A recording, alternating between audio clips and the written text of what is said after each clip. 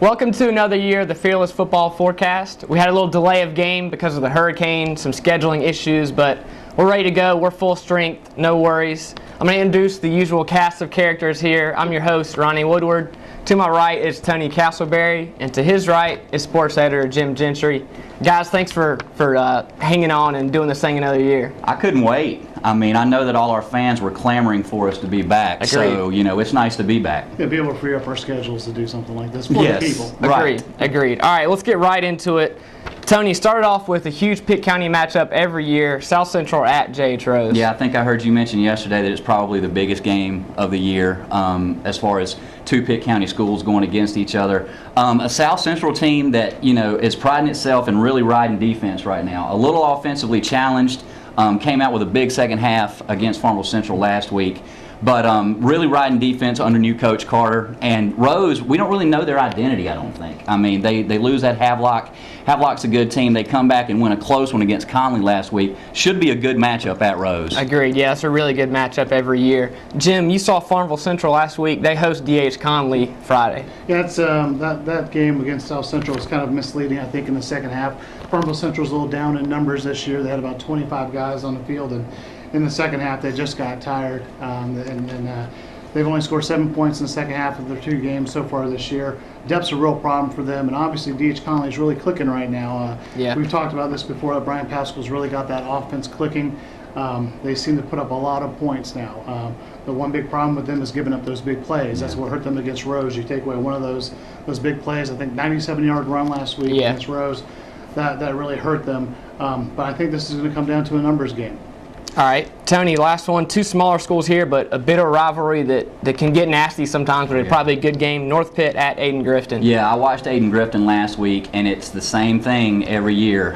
Coach Cornwell, I think they invented the term smash mouth football for that guy because they throw maybe 2 or 3 times a game. The rest of the time, they're going to line Quan Green up in the backfield, a huge back, particularly in 1A, and just run him at you over and over and over again. So North Pitt's defense better bring the hard hat to try to stop that guy. Agreed. All right, well, there's a preview of the games. Now it's time to give all these fans out there what they really want. We're going to pick these games. Tony, started off South Central at J.H. Rose. As we were talking last night, I've been going back and forth on this one. I'm really tempted to pick South Central. But I look at the numbers there, it says 6-0 Rose is all time. There's a mental block there that I think is still probably in place for South Central.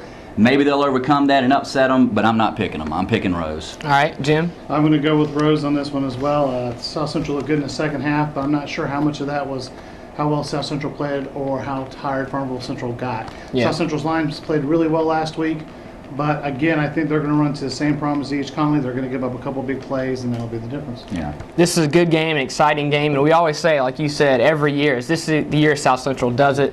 I don't know. I don't think so. I think Rose has some talent. I think they bounced back after what was kind of a weird Conley game. I think they're maybe better than that indicated. I think they beat South Central in a close game. D.H. Conley at Farmville Central. I think Conley is they started turning it around toward the second half of last year. Carried that over into a great start to the season, even though they lost last week. I mean, they lose after not getting a 2-point conversion. They were this close to beating Rose. And as you mentioned, Jim, Farmville Central is a team that doesn't have a lot of kids. And it seems like Gardner's teams always get better as they go along. They're rarely ever good in August and September. They're a lot better later on. I don't think they're there right now. I think Conley gets a pretty big win. All right, Jim? I think the same thing. I have to agree with Tony again that Conley's offense is clicking right now. They came up 2 yards short from beating Rose last week and being 2-0. I think they're going to continue to build. Brian Pascal's got a nice program he's developing over there right now.